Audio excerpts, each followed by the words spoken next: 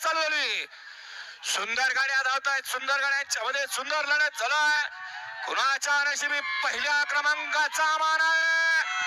कोण होणार सेमीला पात्र. अतिशय सुंदर आणि कोण झाला पहिल्या क्रमांकाचा मानकरी. डोळ्याचं पारणं फिटलं. हजारो प्रेक्षकांच्या नजरा लागल्या होत्या फायनलला. कुणाच्या नशिबी प्रथम क्रमांकाचा विठ्ठल केसरी किताबाचा मान.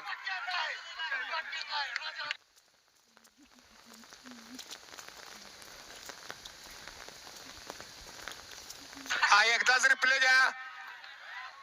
स्क्रीनवर एकदाच रिप्ले घ्या. कसा पळतोय पहिलवान.